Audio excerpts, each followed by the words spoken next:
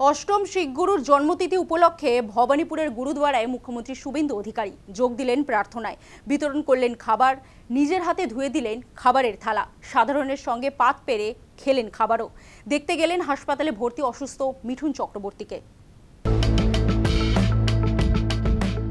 অষ্টম শিখ গুরুর জন্মতিথি আর সেই উপলক্ষে ভবানীপুরের গুরুদ্বারায় মুখ্যমন্ত্রী শুভেন্দু অধিকারী শুক্রবার সকালে ভবানীপুরের গুরুদ্বারায় যান মুখ্যমন্ত্রী।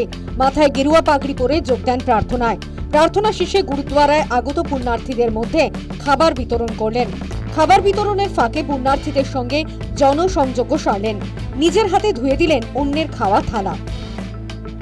পাশাপাশি গুরুদ্বারার লঙ্গরখানায় সাধারণ মানুষের সঙ্গে বসে খাবারও খেলেন মুখ্যমন্ত্রী শুভেন্দু অধিকারী। ওয়াকিবহুল মহল স্মরণ করিয়ে দিচ্ছে, ভবানীপুরের এই গুরুদ্বারায় প্রাক্তন মুখ্যমন্ত্রী মমতা বন্দ্যোপাধ্যায়ের অহরহ যাতায়াত ছিল। ভবানীপুরের বিধায়ক হওয়ার পর এই প্রথম ওই এলাকার গুরুদ্বারায় পা রাখলেন মুখ্যমন্ত্রী শুভেন্দু অধিকারী। বুঝিয়ে দিলেন, তাঁর সরকারের আমলে কোনো ধর্মীয় ভেদাভেদ নেই, সব ধর্মের প্রতি সহিষ্ণু। सबका साथ मुलाकात करने के लिए आया और संतकुटिया गुरुद्वारा कमेटी ने मुझे ये मौका दिया। मैं उनके ऊपर आभारी हूँ।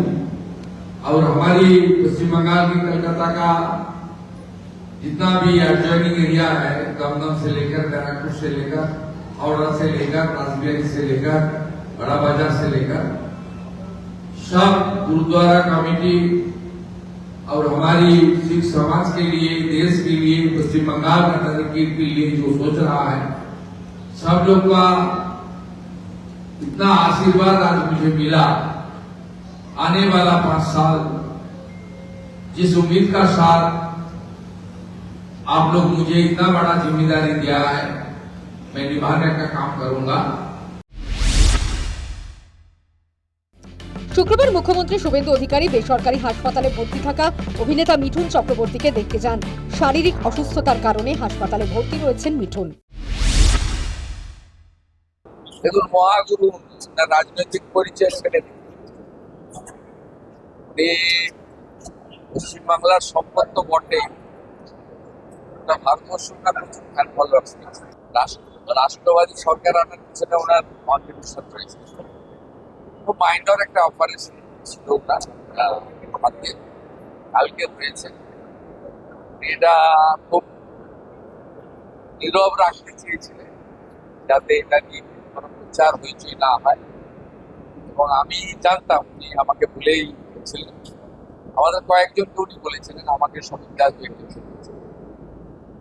তা আজকে আমি দেখে গেলাম, এখানকার পিয়ারলিসের ডাক্তাররা ভালো নাকি সার্ভিস দিয়েছে, 100% ওকে। এবং